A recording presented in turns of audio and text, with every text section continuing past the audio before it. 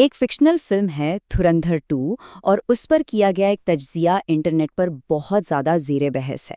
इस तज्जियत में दावा किया जा रहा है कि यह फिल्म सिर्फ एक फिल्म नहीं है, बल्कि इसका मकसद कुछ और ही है। तो आइए ज़रा गहराई में जाकर देखते हैं कि ये तज्जिया आखिर कह क्या रहा है। इस पूरे तज्जिए की बुनियाद इस एक जुमले पर है। ये उसका सबसे बड़ा और सच पूछे तो सबसे चौंका देने वाला दावा है कि ये कोई फिल्म नहीं है, ये बीजेपी का सबसे महंगा इंतखाबी इश्तिहार है। ये एक बहुत बड़ा इल्ज़ाम है और यहीं से सारी बात शुरू होती है। अच्छा, तो इस पूरी बात को ठीक से समझने के लिए हम इसे 5 हिस्सों में देखेंगे। सबसे पहले, ये फिल्म है या सियासी इश्तिहार। फिर इसमें प्रोपेगेंडा की कौन सी तकनीकें इस्तेमाल की गई हैं। तीसरा, फिल्म में जो दावे किए गए हैं उनकी हकीकत क्या है। चौथा, कहानी के वो कौन से हिस्से हैं जो बताए नहीं गए। और आखिर में इसका देखने वालों पर नफ्सियाती तौर पर क्या असर पड़ता है। तो चलिए पहले और सबसे बुनियादी सवाल से शुरू करते हैं। क्या ये वाकई एक फिल्म है या ये सियासत का एक इश्तिहार है जिसे फिल्म का रूप दिया गया है। तज्जिए में कहा गया है कि फिल्म का असल मकसद तफरीह नहीं, कुछ और ही है।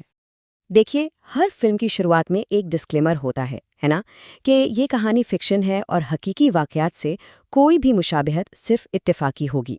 लेकिन इस तज्जिए में इसे एक कानूनी चीट कोड कहा गया है। मतलब एक ऐसा तरीका जिससे फिल्म बनाने वाले कानूनी तौर पर खुद को महफूज रखते हुए हकीकत और अफसाने को इस तरह मिला देते हैं कि सच और झूठ की लकीर ही मिट जाए। ठीक है, तो अगर ये एक इश्तिहार है तो ये लोगों को कायल करने के लिए क्या तरीक़ा इस्तेमाल करता है। अब ज़रा उन तकनीकों पर नज़र डालते हैं जिन्हें तज्जिए में प्रोपेगेंडा की तकनीकें कहा गया है। पहली टेक्निक का नाम है इमोशनल प्राइमिंग।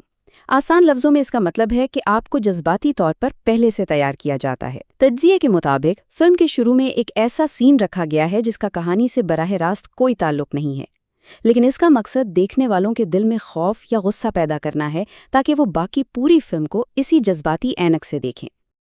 दूसरी टेक्निक तो और भी दिलचस्प है, यानी विलन से हीरो की तारीफ करवाना।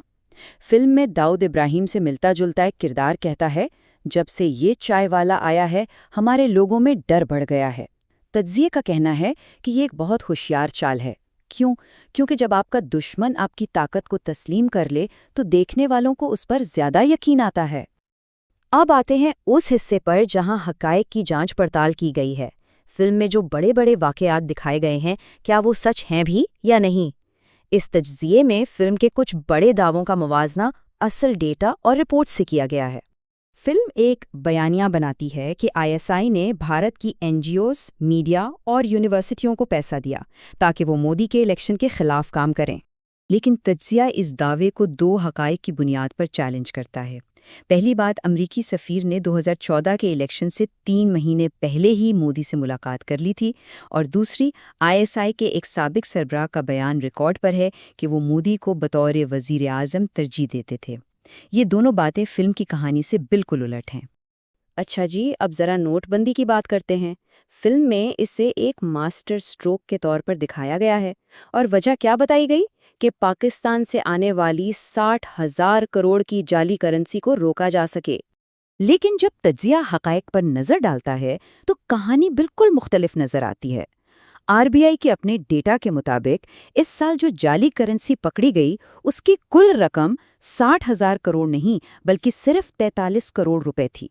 तो फर्क बिल्कुल साफ है। फिल्म कहती है 60,000 करोड़, हकीकत यानी आरबीआई की रिपोर्ट सिर्फ 43 करोड़।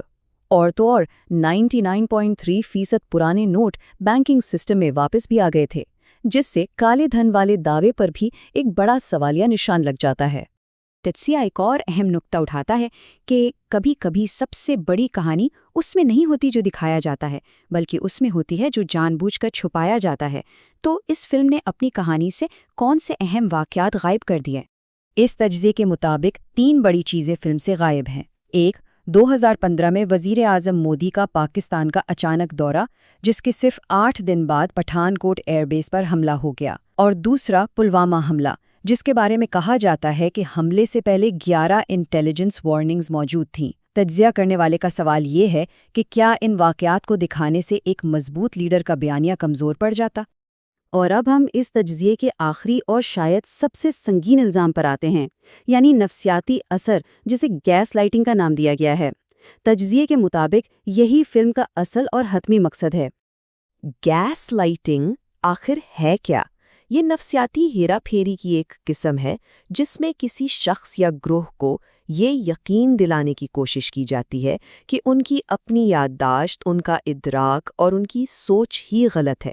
یہ کسی کی حقیقت پر ہی حملہ کرنے کے برابر ہے۔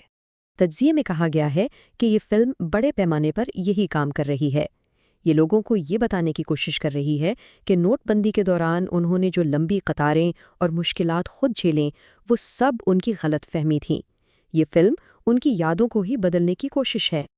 اور یہی وجہ ہے کہ تجزیہ اس خطرناک نتیجے پر پہنچتا ہے جب ایسا بڑے پیمانے پر ہوتا ہے، بڑی اسکرین پر، لاکھوں لوگوں کے ساتھ، تو یہ صرف ایک فلم نہیں رہتی، یہ ایک ہتھیار بن جاتی ہے۔